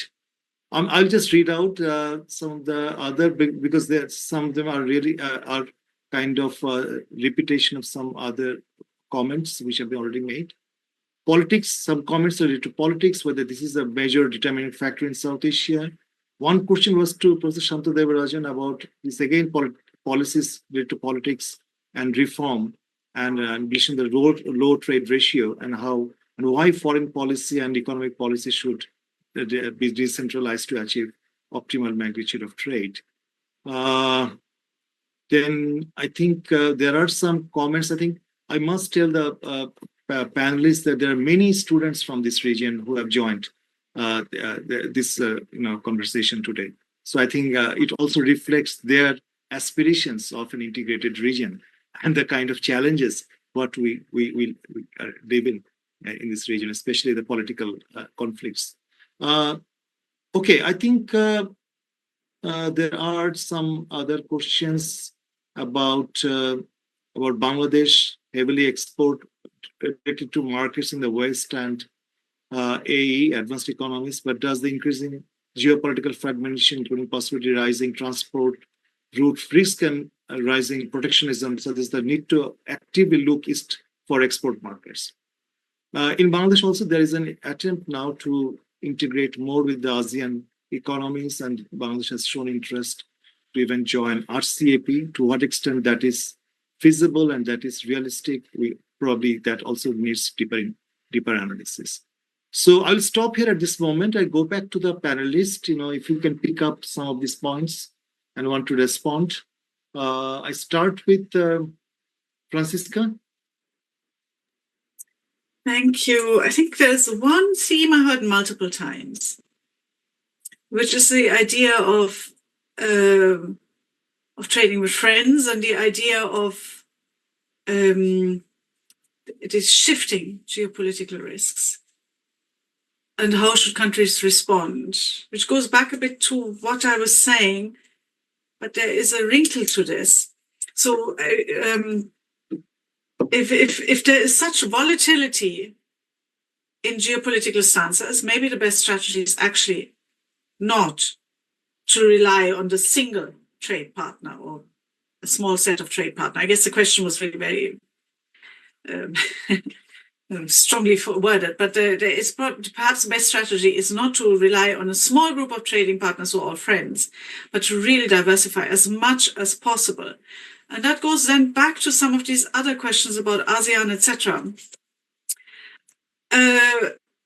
And the regional questions too. Perhaps it doesn't matter so much if there isn't that much trade in the region. Just it's the difference between the should and the is. Yes, there should. It would be great. There should be lots of interregional trade, but there isn't. One lives with it, and there are many opportunities outside. ASEAN might be one. Maybe the Gulf is one. Maybe the Gulf is another. And there was one question also on should we trade with a weaker? Is there a sense of stronger and weaker trading partners? In some ways, the whole construct of trade doesn't have that. Everyone is stronger, just in different things. I find it very hard to believe that if the conditions, if Bangladesh, for example, suddenly had a trade agreement with Dubai, with the Gulf, I find it hard to believe that they could not find, there is no one in Bangladesh, no entrepreneur in Bangladesh who couldn't find a fabulous business opportunity there and really make something of it. Now, I'm a bureaucrat, I wouldn't know which one it is, but there are lots of people out there who are extremely entrepreneurial and find fantastic opportunities. It doesn't have to be India, can be Dubai, can be New Zealand, can be mangoes, can be shoes, can be something we've never thought of. So that's the beauty of diversifying in trade. Us in the room, we're 100 people, we can't think of it, but there are others out there that can think of it. And by allowing them, by opening doors for them with, say, trade openness, beautiful things can happen. No, we can really get a boost in productivity. And the other reason that this might help is so yes, there is a sense of stronger and weaker. If one economy is so heavily constrained, labor can't move, capital cannot be accessed, capital can't move, it's so rigid, that nothing can move and no entrepreneur can really take advantage of things, of these opportunities. Yes, then there's going to be a loss. That's well established in literature, has happened elsewhere. But so when the policy implication, I guess, is yes, to get these trade agreements and to open up to trade and FDI, but at the same time, open up the economies, the economic structures that really allow people to take advantage of these new opportunities in foreign markets. So labor market reform, removing restrictions, removing red tape, not just for one sector, removing red tape for all sectors, for everyone. That's where we really see the power of the opportunities here. It doesn't have to be a single partner. Even if one partner, you don't make any progress. There are many other, 183 countries out there where progress can be made. It can be one industry line that we are familiar with now and it's struggling. Lots of people out there who can come up with better opportunities, as long as they can access the resources and make use of these opportunities. Thank you, Francisca. There were some questions related to the future of multilateralism. Professor Bhattacharya, you talked quite a lot about, you have the faith and, or probably, I should not use the word faith, probably trust in reviving our future of multilateralism, and probably rightly pointed out that the developing countries should not, probably that is the kind of safeguard for the developing countries because a rules-based trade system actually gives them a better, outcome than any other fragmented trade system. But some of the participants also asked question about the future of multilateralism. Whether under this current situation, what do you see about it? If you could respond to it. There I'm with Deepak. There's a difference between the should and the is, the normative and the positive. It would be nice if it worked smoothly the way it was designed. But the world is becoming more hostile. Just the global economy is going to become a much tougher place to be, which will require some ingenuity and some really doubling down on efforts to make use of opportunities. But I agree that, yeah, the global economy is becoming more hostile. It's going to be much harder to grow. It's going to be much harder. And grow is not growth for the sake of growth, it's for the political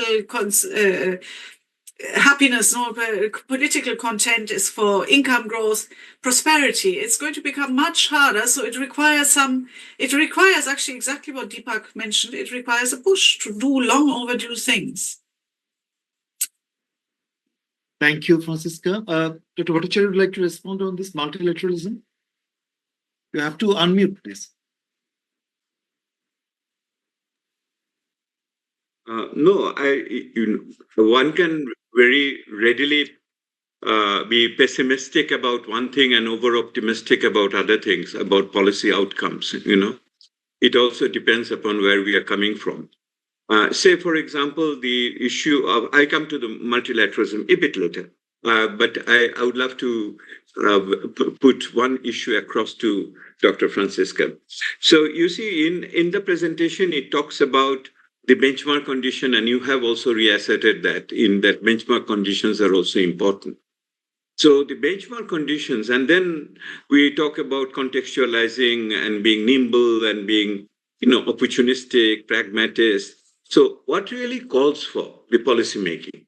It calls for a much more granular approach, a much more, being short-termish in many ways with a long-term view about the structural changes which we want to do on that. And it will even bring down to the issue of capacity of these countries in order to deal with this kind of thing and the quality of the institutions with which they're dealing with it in that way. So I think it is important that when we talk about only trade and liberalization, it will be helpful to also take a bigger picture on the structural changes and institutional reforms we would like to see along with that. And the issue of Bangladesh has concretely proved in the recent past that development cannot happen, inclusive development cannot happen without democracy, without human rights, and without other, they're given to the working class, their labor standards and other things. I think it is also important when we talk about this trade, the labor standards are the name of the game with the GSP Plus at this moment with the European Union. So I haven't heard in this discussion about those things. Do you want to tell me that those things are also going in the way? No, they're coming back. Can you really do standards and compliances specific to countries, specific to relationships? They have to be universal. That is the universal human rights, and down that.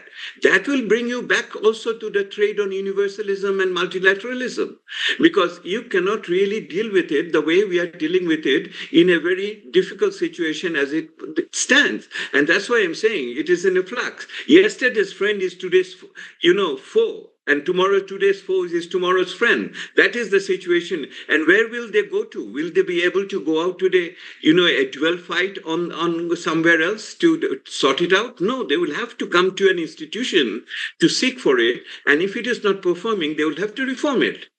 United States is unhappy, one country, one vote in that way when they are the biggest trading bloc in the world.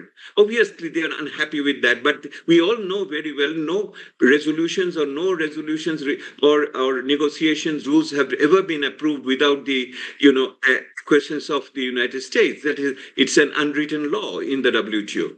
So I think we will have to reform it. We have to talk thinking about it. So we don't want to reform WTO, but we want to reform the Security Council.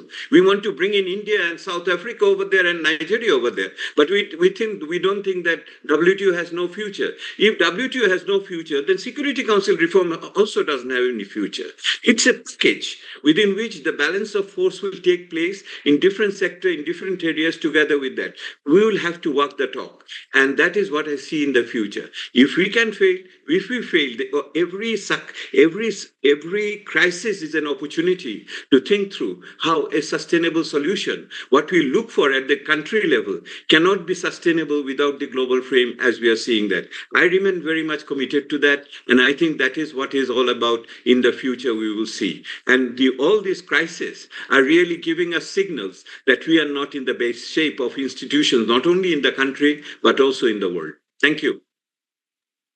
Thank you. But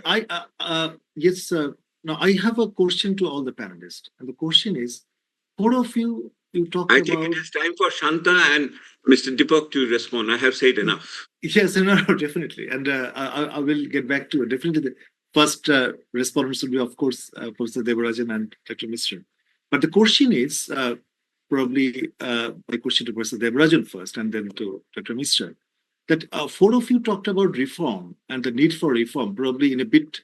I can see the convergence, of course, but you use different perspective.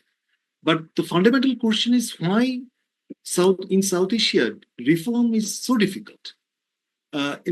We have been talking about these things probably for decades, but the counterfactual, probably in many cases we compare with Southeast Asia or the ASEAN countries.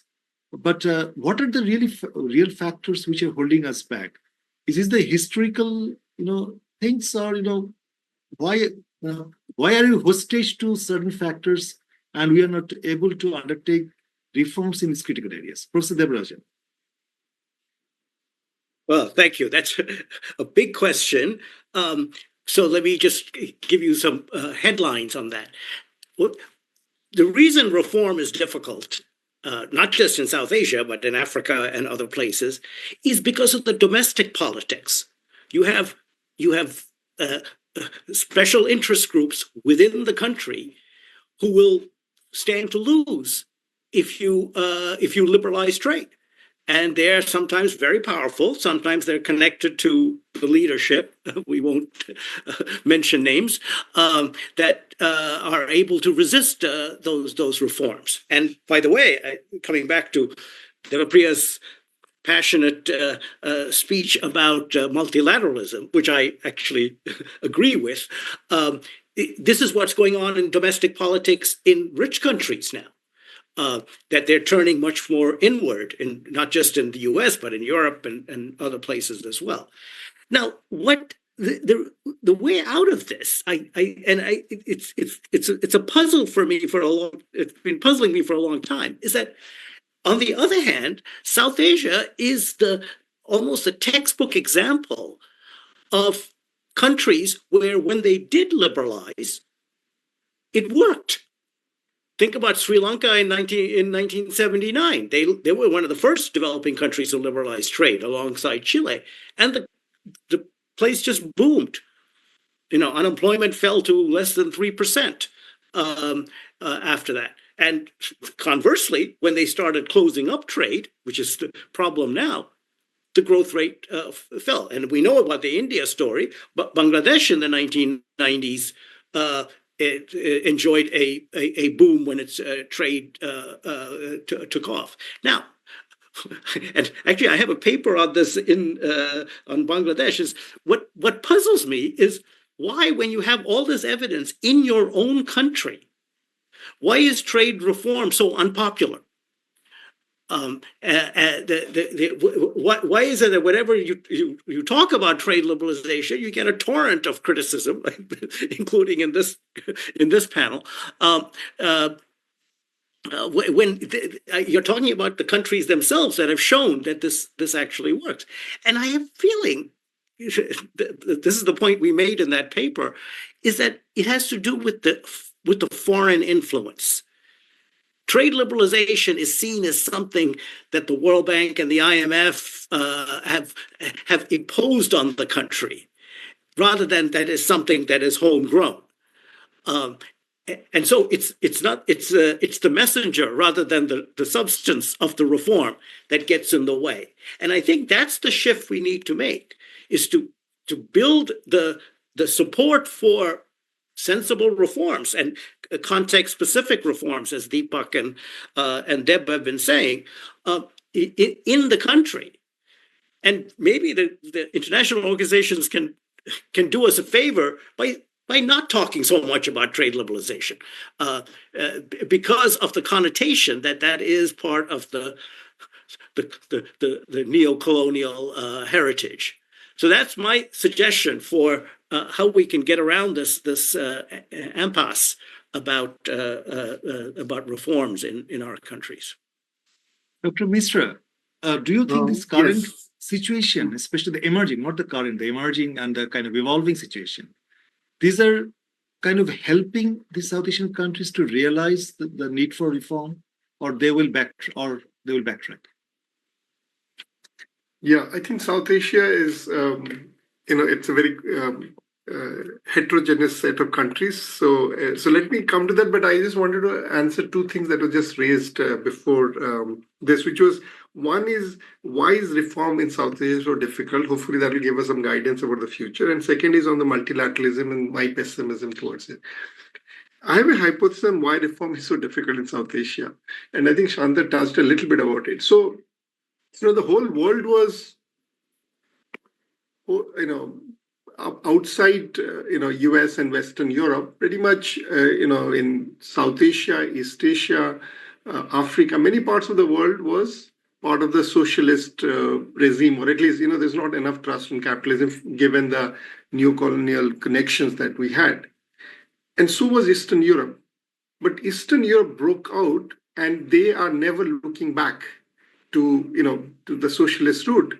But the South Asia actually never got itself completely out of the mode. And so there is kind of a lot in East Asia, Eastern Europe, there's a discrete jump from being hardcore communist and socialist to a market economy. In South Asia, it has always been a slow, gradual movement. So in a sense, we never went through the 91, the Berlin Wall breaker moment, the Soviet Union collapse moment. So in some sense, the South Asia still have a lot of, they don't have as much faith on market economy and private sector as much as the Eastern Europeans have, and nor have they given up their hope and faith on the market and on the government as the others have. So in that sense, we are, because we did not have this cataclysm, profound crisis in 1991, we haven't abandoned our roots. So there is still a lot of faith and hope that, so in a sense, South Asia is actually, a median voter in South Asia is way more center-left than you'll find in many previous socialist regime. And I think that's the reason why market-based reforms are so hard in South Asia. That's my belief, and I don't think that's going to change so quickly. So this is a structural issue in South Asia. On the multilateralism, I just want to say that I was part of the India G20 effort, and one of the priorities was to reform the multilateral development banks. And, I know that now India is not the flavor of the time in Bangladesh, but trust me that India was trying to make a genuine effort to reform multilateral development banks. They created a committee comprising of Larry Summers and N.K. Singh, and then they brought in Chinese, Europeans, Latin Americans to actually come up with a report, and it was done and it was debated, discussed. And I went through the whole process, and I could see that the G20 partners, between the US, China, and the rest of the world, there is so much of division that they are just not going to come to term to decide that we are going to increase IDA allocation dramatically, or we are going to triple the lending sizes, which is what we want for this country, multilateral development banks to be, because they have to not only do the SDGs, but they'll also have to do the climate change. So their mandate has expanded, but the financial resources and the ability to perform has not. So in a sense, they're severely constrained. And that's why, and despite this extremely sincere effort, and then the Brazilians tried it, now the South Africans are trying it, I could see that this is going nowhere. You're just talking to a big wall, and they're not going to get any response. So that's why I feel the developing countries need to internalize this and can't remain on hope. And so while I'm not saying you abandon multilateralism, but you got to have a plan B and start exercising it more actively than we had in the past. And so finally, what does it mean for future of reforms in South Asia? I'm an eternal optimist. I think South Asia is one reason where small reforms give you big gains because of our we are such an incrementalist reformist, but we are also one of the fastest growing region in the world. So in that sense, when pressure comes to the rubber hits the road, I think the South Asian politician will respond more positively to it. So they're more pragmatic. In that sense, I'm much more hopeful that when things go bad, actually South Asia does much better than, say, Latin America and other parts of the world. So in that sense, given the track record of the past 50, 60 years, I feel South Asia would actually weather the storm much better than the rest of the world. Thank you, Dr. Misra. We'll wrap it up, but before that, I want to give floor to each panelist. And I'll give the final floor to Dr. Francisca. But Dr. Bhattacharya, you first. Yeah. No, I'm pretty hungry. So I do not want to debate multilateralism any further. But I have spent my night in the Sheraton Hotel a day extra when we are negotiating the WTO, the Doha program of action at that time. And it seems it will break down, but still everybody stayed together. Even in G20, even in the G20, after all the things which could not be done, but they don't have the moral situation to break up and go away, because the world will not accept that. They know that their constituencies are not going to accept that. That is the strength. They cannot really come to a conclusion, but they know what is the expectation of their constituents and other things. And that is, if you believe in democratic rights, then I hope that something will work out. In such a fluid situation, things are really in such a flux that you don't know what actually happened. I don't want to debate it further, but at the end of the day, it's not only a moral or a principal issue, but I think there is also an efficiency and development related issue over there.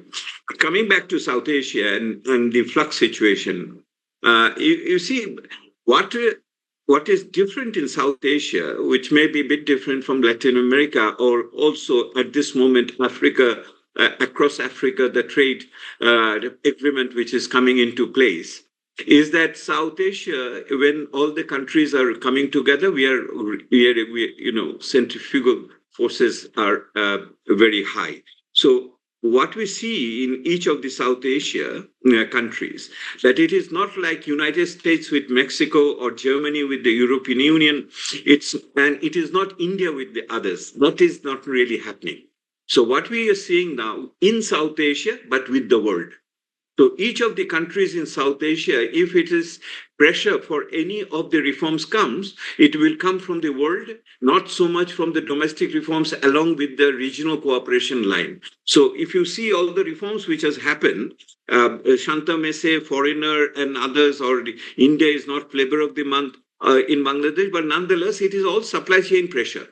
All the reforms which has happened in the garments industry, in the post-quota situation, on the child labor issue, or in the post-Rana Plaza in terms of reverse or the re-engineering of the safety issues, all on supply chain pressure. So what I see is that the incentive structure of the global markets, and Bangladesh is at least responds to that. And that is also true for remittances, and it is also partly true for development finance, and in terms of their effectiveness and impact and other things of that. So the whole approach in terms of the reforms, I fully agree with that. So we all believe in liberalization up to not all, I don't think so. I believe in liberalization, but also a balanced one with a considerable issue of a nuanced one depending upon sector and where we can create supply side capacity at the end of the day. So if we end up being an importing country by liberalization, then liberalization has not really achieved its objective. So the issue is that to create capacities, and how do you do that? Where trade policy is just one of the tools. Let us not fetishize the trade policy. There are other capacity building issues regarding foreign innovation and artificial intelligence and many other things now coming on board. We will have to integrate them. It is the service sector, it is the gig economy, and many other things over there. So old-fashioned trade approach, I don't think we will be soon, at least I will be out of business soon on that. So I see that it is in South Asia, Bangladesh, and many other countries like Sri Lanka, but with the world, with Europe, with United States, I think, and also with Japan and Southeast Asia. That is the new model, and that will bring in the reforms, and that will be more sustainable and lead to diversification and productivity growth, and hopefully more poverty alleviation and less inequality. Thank you, Dr. Bhattacharya. Professor Devarajan? You have to unmute here. Thank you. I think this has been a very useful discussion because it's clarified in my mind, at least, that we are actually working on two fronts.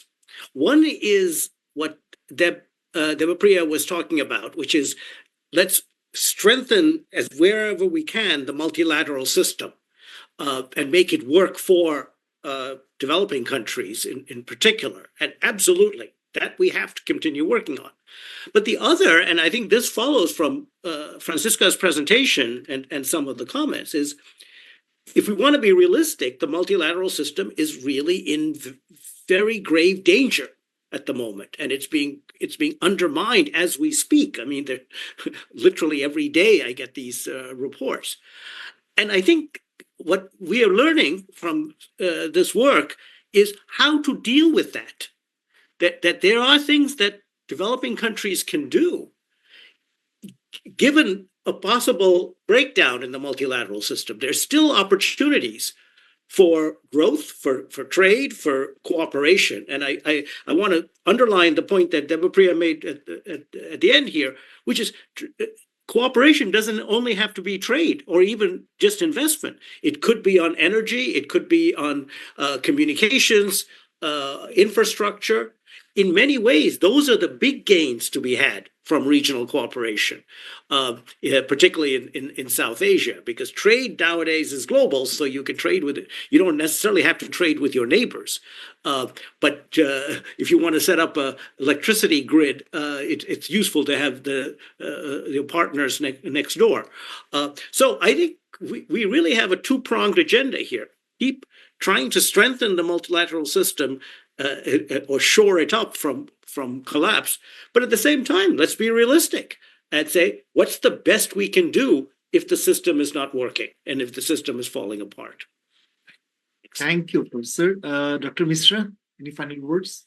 Yes, very quickly. 3 points. I think the first is, I think in South Asia, we have a very long track record of living through a fragmented geopolitical world, and especially within the region, if not in the world. So in a sense, South Asia, this is not new to South Asia. There is a coping mechanism that we have developed, we have lived through it. But the second point is this, and our track record does show that South Asia has not been as successful in separating the geopolitics from the geoeconomics, the one that Shanta was mentioning, unlike, say, East Asia. And I think South Asia has paid a pretty heavy price for it. That shows up in our limited intra-regional trade, much below potential, despite the fact that we are fast growing, way below the potential, still one of the poorest regions in the world. So in a sense, while we have lived through it, we have also paid a price for it. And that's why I feel, in a counterintuitive way, that more positive, because of the fact that countries have realized that being security hawk actually has an economic price, and we have paid that price with many of our neighboring countries. Good sense will prevail when it comes to dealing with the global geopolitical uncertainties. And in that sense, the past track record and the results would actually help South Asian countries to navigate better. So in that sense, I'm actually more optimistic that South Asia region would be much better at navigating the impeding geopolitical fragmentation that you're seeing in terms of insulating its economy and maintaining its decent growth rate than many other parts of the world. Thank you. Thank you, Dr. Mishra. Now over to Dr. Francisca. The floor is yours. And have the final words. I've got about 20 minutes of concluding remarks. No, please go ahead. We are here. No, but what this has really sort of made clear in my mind, like Shanta, it's obvious that the global context is becoming much more difficult for every country, for emerging markets and developing economies especially. But like Shanta said, there are actually opportunities. One just has to be more innovative, more entrepreneurial in identifying them. That goes a bit to what Deb said as well. You can't think of the old 1990s trade recommendation of just open your doors, you're fine. That really doesn't hold anymore. It's a much more strategic decision now that has to sequence reforms in different areas, etc. It has to be much more nuanced. So that is clear. And I do actually agree with Deepak in this, that South Asia, because it's never made this sharp break with socialism, South Asia in many ways still has a lot more room than other regions to benefit from even small steps. Small steps can have a big return in South Asia. It's just steps towards what other regions have already done and learned. That really gives a lot of hope in this current environment. So thank you. Thank you very much for inviting me to this panel.